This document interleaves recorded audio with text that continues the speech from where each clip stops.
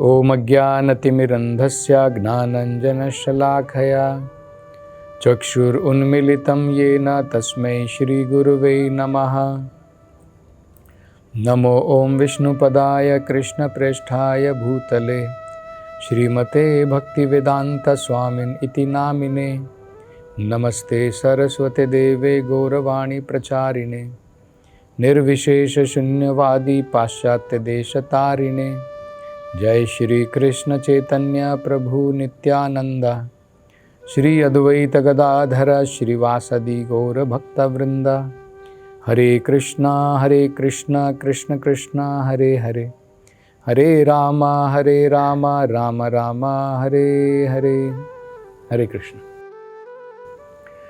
पिछली कथा में हमने भक्ति के एक अंग श्रवणम के बारे में चर्चा की थी। आज हम भक्ति के दूसरे अंग कीर्तनम के बारे में चर्चा करेंगे। श्रवणम, कीर्तनम, विष्णु स्मरणम, पाद सेवनम, अर्चनम, वंदनम, दास्यम। तो टोटल कुल मिलाकर के 9 अंग बताए जाते हैं। तो आज हम कीर्तनम के बारे में चर्चा करेंगे। तो वेदों में बताया है कलयुग के अंदर में ये 2 चीजें बहुत महत्वपूर्ण है, श्रवणम और कीर्तन। भगवान के नाम का जप और भगवान की कथाओं को जितना हमने समझा है उतना हम लोगों को भी बता सकते हैं। दोनों को कीर्तन कहते हैं। कीर्तन का मतलब क्या होता है? भगवान की कीर्ति का जो है गान करना, उसको कीर्तन कहते हैं। तो भगवान के नाम का जब हम जप करते हैं या फिर हम लोग भजन करते हैं, कीर्तन करते हैं या फिर भगवान की कथा लोगों को सुनाते हैं, इन सब को कीर्तन कहते हैं।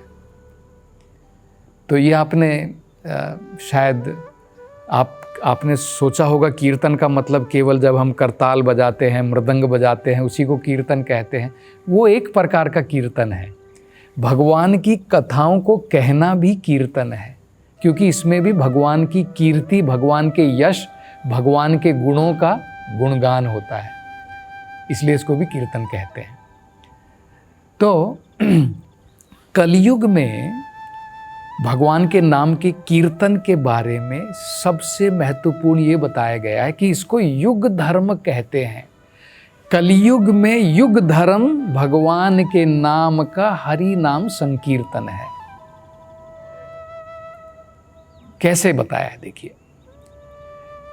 भागवत में कहा है 4 युगों में 4 अलग अलग युग धर्म होते हैं।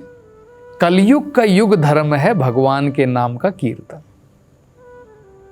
तो देखिए क्या कहा है। कृते यत ध्यायतो विष्णुम। कृते का मतलब होता है सतयुग। सतयुग में भगवान के ऊपर लोग ध्यान लगाते थे, वो युग धर्म हुआ करता था। हमें पता है सतयुग में लोगों की आयु भी बड़ी लंबी होती थी। तो उनके पास में और इतना वातावरण जो है, इस प्रकार से जो आज का वातावरण है जिसमें व्यक्ति ध्यान के उसमें बैठ नहीं सकता है, क्योंकि इतना डिस्टरबेंस है कलयुग के अंदर में। मन के अंदर में, बाहर सब जगह डिस्टरबेंस है। तो कलयुग के अंदर में ध्यान नहीं बताया गया है, वो सतयुग में बताया था।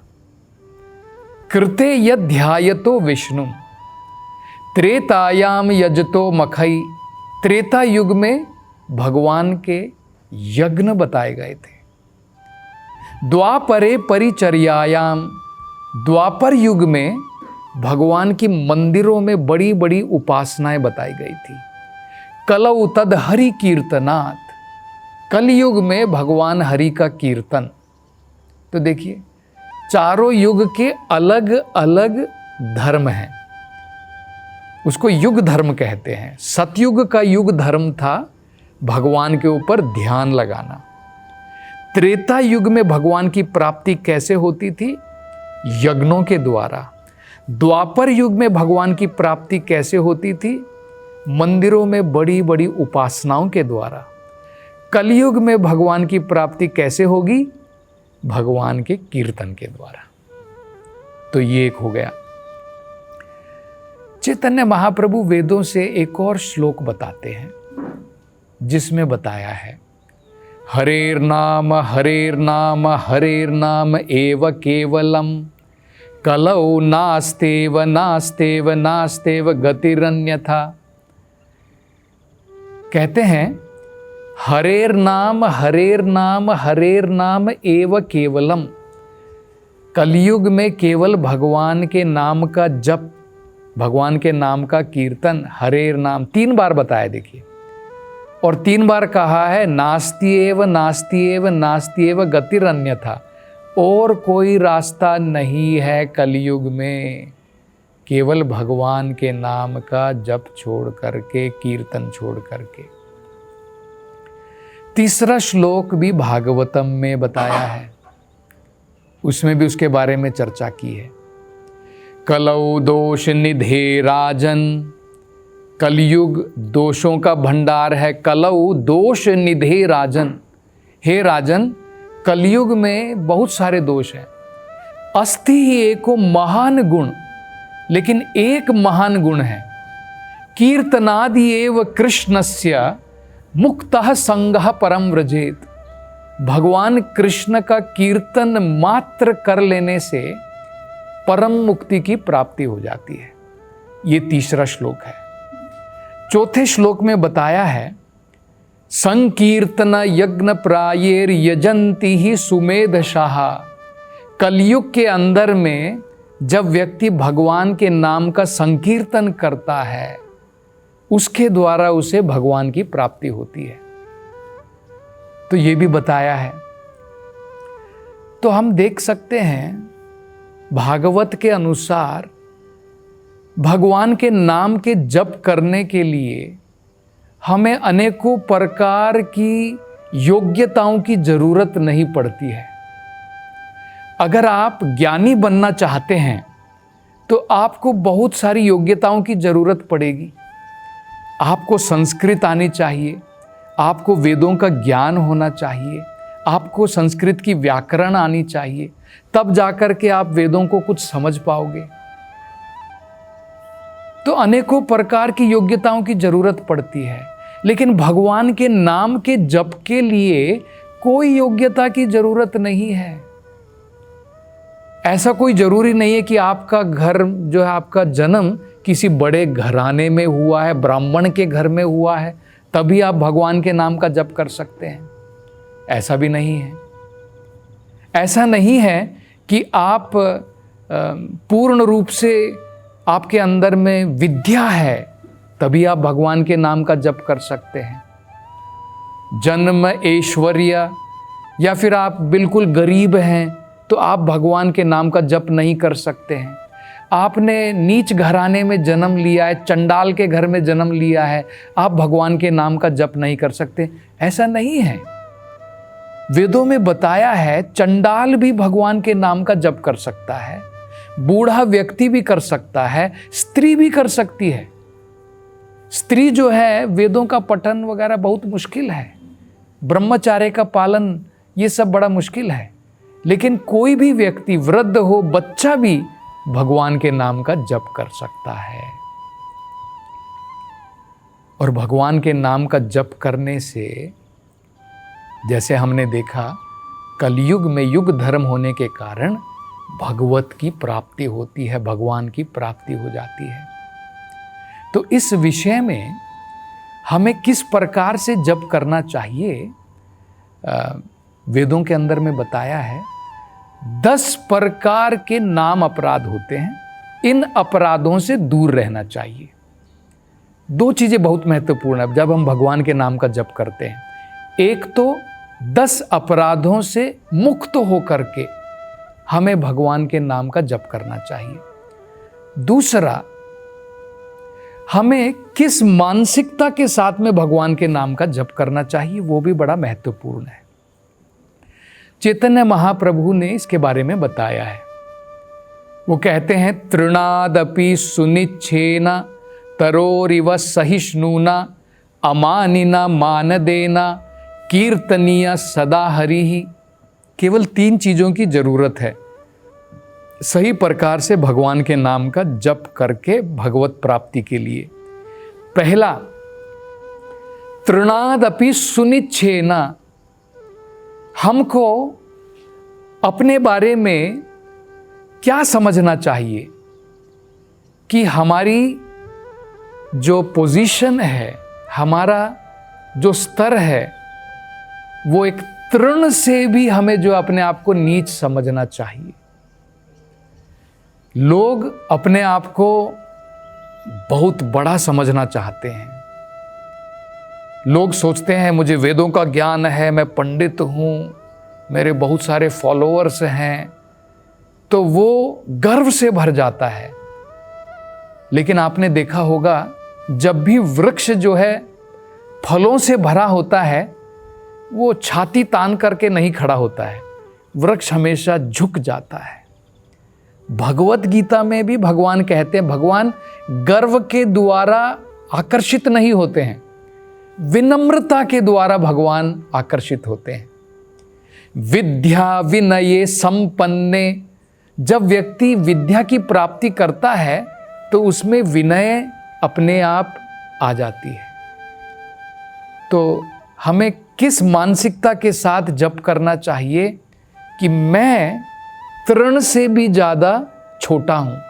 तृण का मतलब होता है घास का टुकड़ा। अब आप देखिए, घास के टुकड़े के ऊपर कितने लोग पांव धर करके चले जाते हैं, लेकिन वो परेशान नहीं है। इसी प्रकार से हमें जो है अपने आप को समझना चाहिए कि मैं तृण से भी नीच हूं। तरोर इव सहिष्णुना। पेड़ से भी ज्यादा हमें टॉलरेंट होना चाहिए, सहनशील होना चाहिए। सहिष्णुना का मतलब होता है सहनशील। पेड़ बहुत सहनशील होता है। देखिए, गर्मी में भी खड़ा है, सर्दियों में भी खड़ा है। ऐसा नहीं कि गर्मी में बोलेगा कि आज इस गर्मी बहुत आ गई है, मैं फल नहीं दूंगा, अब बहुत ठंडी आ गई है, अब मैं यहाँ पर खड़ा नहीं रहूँगा। गर्मी है, सर्दी है, और लोग उसके सब कुछ सारे पार्ट का प्रयोग करते हैं। उसके नीचे खड़े होकर के छाया लेते हैं, बाद में उसको काट भी डालते हैं, उससे फल की प्राप्ति करते हैं, पत्तों की प्राप्ति करते हैं, सब चीज़ों की प्राप्ति करते हैं। तो इस प्रकार से हमें उससे भी ज़्यादा सहनशील होना चाहिए। लोग बोलेंगे भाई क्या भक्ति करने में लगा है, तू दिखावा कर रहा है, ये कर रहा है, वो कर रहा है। कई बार लोग अपमान करेंगे, तो हमें सहनशील होना है। प्रहलाद महाराज भगवान के नाम का जप करते थे, भगवान के नाम का गुणगान करते थे। उनके पिता क्रोधित होकर के अनेकों प्रकार की अड़चन डालते थे, वो सहनशील थे। तो हमें सहनशील बनना है। ये 2 हो गई। तीसरा कहते हैं अमानी ना मान देना। अपने लिए कोई मुझे सम्मान की ज़रूरत नहीं है कि भाई मैं बहुत बड़ा भक्त हूँ, मेरे चरणों को गिरो, मेरे पांव स्पर्श करो। हमें अपने लिए कोई मान की अपेक्षा नहीं करनी चाहिए। और मान देना, बाकी सभी जीवों को मान भी देना है उनके स्तर के अनुसार। कोई भगवान का शुद्ध भक्त है, उनको दंडवत प्रणाम करके हमें उनकी सेवा में लगना चाहिए। तो हमें सभी जीवों को यथा उचित सम्मान प्रदान करना चाहिए। जितना उन्हें करना चाहिए उतना हमें उन्हें सम्मान देना चाहिए। तो ये 3 चीजें भगवान के नाम के जप में बड़ी महत्वपूर्ण है। पहला, तृण से भी अपने आप को नीच समझना चाहिए। दूसरा, पेड़ से भी ज़्यादा सहनशील होना चाहिए।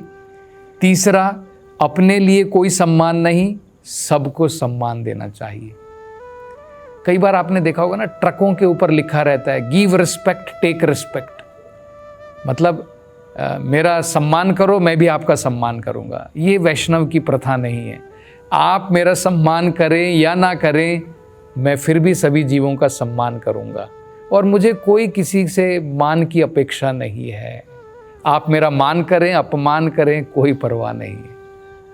जब हम इस परिस्थिति में, इस मानसिकता के साथ में जब हम भगवान के नाम का जप करेंगे, इस प्रकार का जीवन जिएंगे और भगवान के नाम का जप करेंगे, कीर्तनिया सदा हरि ही, हम हमेशा 24 घंटे भगवान के कीर्तन में लग पाएंगे।